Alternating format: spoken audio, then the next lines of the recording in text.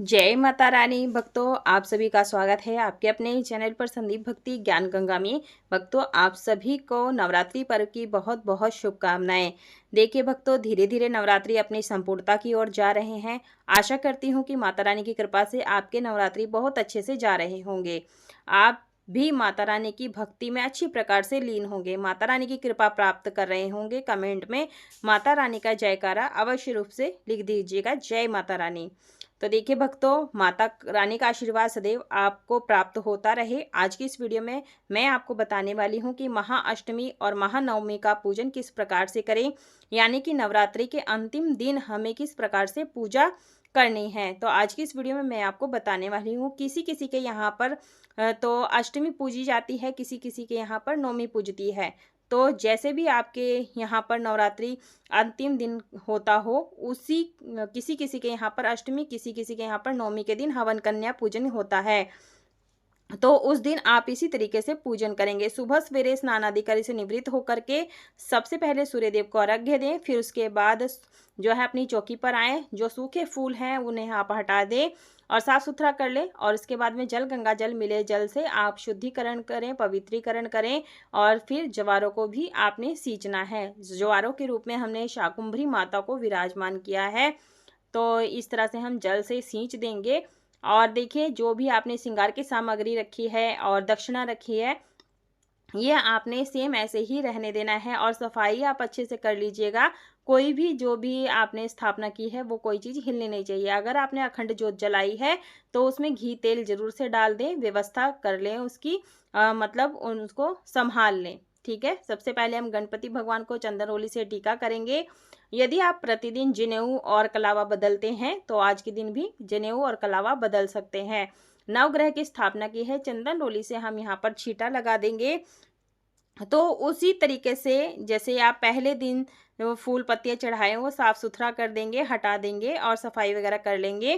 तो इसी तरह से हम यहाँ पर जो है पूजा फोटो में जितनी भी 9 देवियाँ हैं सभी को हम चंदन रोली से टीका करेंगे। जो सिंह सवारी है शेर, सिंह को भी हम टीका करेंगे। वरुण कलश की स्थापना की है, उनकी भी हम पूरे विधि विधान से पूजन करेंगे।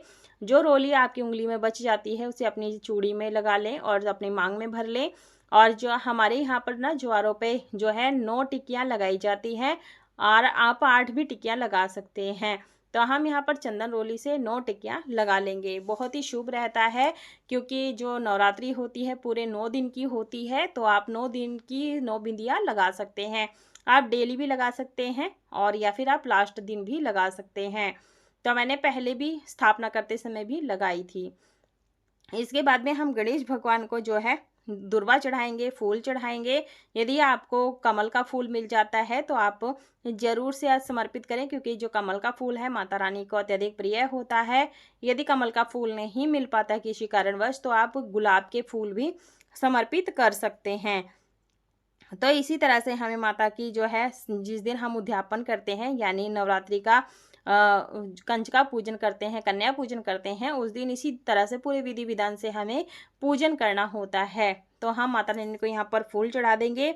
आप बीच बीच में ओम दुम दुर्गाए नमो नमः मंत्र का भी जाप कर सकते हैं, या जय माता दी बोलते रहिएगा। इससे आपका जो मन है पूजा में लगा रहता है, मन विचलित नहीं होता है। धूप दीप दिखा देंगे। धूप दीप दिखाने से वातावरण सुगंधित होता है। तो आप जरूर से इस तरह से धूप बत्ती दिखा दें। और देखिए, अंतिम दिन भी कर सकते हैं, जैसे आप पूजा कर सकते हैं, कलावा अर्पित कर सकते हैं, माता को चुनरी अर्पित कर सकते हैं। और यहाँ पर हम जल का भोग लगा देंगे। जैसे आप पूरे दिन आप पूजन करते आए ना, वैसे ही आप पूजन करेंगे। और देखिए, कंचका जो है कन्या पूजन किया जाता है। हमारे यहाँ पर अठावड़ी का भोग लगाया जाता है, हलवा चने का भोग लगाया जाता है, खीर का भोग लगाया जाता है। और जो चने हैं, चने का भोग लगाया जाता है। जो प्रिय भोग होता है माता रानी का, लौंग बताशे का भोग लगाया जाता है। तो आप जरूर से इस तरह से भोग लगाएं माता को। और भोग जब भी आप बनाएं तो सिर को ढक करके भोग प्रसाद बनाएं। और माता अन्नपूर्णा का भी ध्यान करते हुए इस पूजन को करेंगे। तो देखिए, हमने यहाँ पर भोग लगा दिया है। और देखिए, इसलिए ना जो है अंतिम दिन जो होता है ना बहुत विशेष होता है, इसलिए इसे महाअष्टमी या फिर महानवमी कहा जाता है। तो आप चाहें तो योग्य ब्राह्मण को बुला करके भी इस दिन पूजा पाठ करा सकते हैं। पूर्ण आहुति हवन भी करा सकते हैं। तो देखिए, मीठा पान अगर आप पहले दिन चढ़ाएं तो भी, और नवरात्रि के आखिरी दिन मीठा पान माता रानी को जरूर से समर्पित करना चाहिए। तो मैंने यहाँ पर बताशा, लौंग और 2 इलायची रख करके गणेश भगवान जी को समर्पित करेंगे, माता रानी को समर्पित करेंगे। तो देखिए, तांबुल जो होता है ना, सभी देवी देवताओं को समर्पित किया जाता है।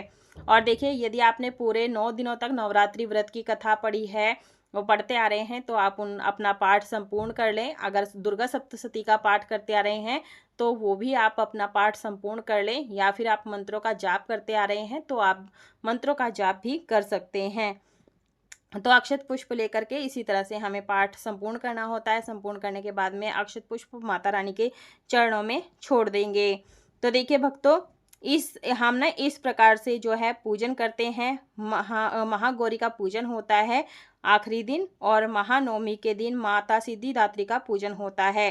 तो इस दिन महाभोग प्रसाद बनाया जाता है। तो मैंने आपको बताया कैसे भोग प्रसाद अर्पित किया जाता है और हवन किया जाता है। तो मैंने यहाँ पर गाय के जो गोबर होता है ना, उसका उपला जो सुलगा लिया है गैस पर, और नारियल का टुकड़ा रखा है। पूरे विधि विधान से हमें पूजन करना। अग्नि देवता से प्रार्थना करेंगे कि हमारी पूजा निर्विघ्न संपन्न हो। और इस तरह से सबसे पहले हम गणेश जी के नाम की आहुति देंगे घी से, नवग्रह के नाम की आहुति देंगे, कुल देवता के नाम की, ग्राम देवता के नाम की आहुति देंगे, और अपने इष्ट देवता के नाम की आहुतियाँ घी से देंगे। उसके बाद में हम यहाँ पर जो है हवन सामग्री से आहुति देंगे। ओम ह्रीं क्लीं चामुंडै विचे नमः स्वाहा। ओम ह्रीं क्लीं चामुंडै विचे नमः स्वाहा। आप इस तरह से मंत्र का जाप कर सकते हैं। अगर कोई मंत्र नहीं आता है ना, ओम भूर्भुवः स्वः तत्सवितुर्वरेण्यं भर्गो देवस्य धीमहि धियो यो नः प्रचोदयात् स्वाहा, इस तरह से गायत्री मंत्र का जाप करते हुए भी आहुति दे सकते हैं। और देखिए, लौंग का जोड़ा आपने जरूर समर्पित करना है। किसी किसी के यहाँ पर 1 लौंग का जोड़ा अर्पित किया जाता है, किसी किसी के यहाँ पर 2 या 5 अर्पित किए जाते हैं। और जो भी आपने भोग प्रसाद अर्पित किया है वो घी में डिप करके आपने अग्नि में जो है भोग लगाना है, क्योंकि अग्नि के मुख से ही, अग्नि जो होती है ना, ये देवी देवताओं का मुख माना जाता है। इसी से सूक्ष्म रूप से सभी देवी देवताओं के पास भोग जो है हो जाता है। तो देखिए, जैसे हम अग्यारी करते हैं ना, आप चाहें तो बहुत बड़ा हवन भी कर सकते हैं। तो इस तरीके से हमने यहाँ पर जो है भोग लगाया है। जो भी आप भोग प्रसाद बनाते हैं, खीर, हलवा, पूड़ी, ये सभी चीज़ें हमें अग्नि के माध्यम से माता रानी को भोग लगाना होता है। और जो भी आपने माता को लौंग का भोग लगाया है वो भी आप इस तरह से बांध दें, और लौंग से बांध करके आप घी में डिबो करके इस तरह से अग्नि में अर्पित करें। तो इस तरह से जो है लौंग माता तक, जो है लौंग बताशे का मीठा पान जो है माता के पास पहुंच जाता है। तो इस तरह से आप मंत्रों का जाप करते हुए अग्यारी कर सकते हैं। और इसमें जब पूजन करें तो पूरे परिवार के सदस्य सम्मिलित होकर के इस पूजन को करें, क्योंकि ये बहुत बड़ा पूजन होता है। महाअष्टमी, महानवमी पूजन होता है। बच्चों को भी शामिल जरूर से करें। और देखिए, जल का छींटा जरूर से लगाएं। इस तरह से हमारा जो है ना पूजन हो जाता है। शुभ रूप से माता रानी को जो है भोग प्राप्त हो जाता है। इस तरीके से इसे अर्पित कर देते हैं। तो यहाँ पर जो है आरती की जाती है लास्ट में। तो आप कपूर से आरती कर लीजिएगा। दुर्गा चालीसा का जो आरती होती है पीछे दी होती है, अम्बे तू है जगदम्बे काली, जय दुर्गे खप्पर वाली, हम सब उतारे तेरी आरती। ऐसी अपनी आरती पूजा जो है संपूर्ण कर लेंगे। और आरती को हम यहाँ पर ठंडा कर देंगे। और माता रानी से प्रार्थना जरूर करते हैं कि जो भी हम आपकी मनोकामना है उसकी पूर्ति के लिए आप माता रानी से प्रार्थना करें, और माता रानी से बार बार क्षमा याचना अवश्य कर लें। हे माता रानी, इन 9 दिनों में हमसे यदि किसी भी प्रकार की कोई भी गलती हो गई है तो हमें बालक समझ करके क्षमा कर दीजिएगा। ऐसे माता रानी का हम महाअष्टमी या नवमी का पूजन करते हैं। उसके बाद में जो यह भोग प्रसाद बनाया है, इसको आप चाहें तो गौ माता को भी दे सकते हैं, नहीं तो कन्या पूजन में भोजन में मिला करके कन्याओं को भी खिला सकते हैं। परिवार के सभी सदस्यों को इस भोग प्रसाद को वितरित कर सकते हैं। तो देखिए, हमने यहाँ पर कन्या पूजन किया है। कन्या पूजन फुल डिटेल में इसका वीडियो ऑलरेडी चैनल पर है, आप देख सकते हैं कि पूरे विधि विधान से हम कन्याओं का पूजन कैसे करते हैं, क्या तोहफा देना चाहिए, क्या नियम होता है, वो संपूर्ण जानकारी आपको नेक्स्ट वीडियो में मिलेगी। उसका लिंक आपको डिस्क्रिप्शन में मिल जाएगा। वीडियो पसंद है, वीडियो को लाइक शेयर सब्सक्राइब जरूर करें। कमेंट बॉक्स में जय माता रानी अवश्य लिखें।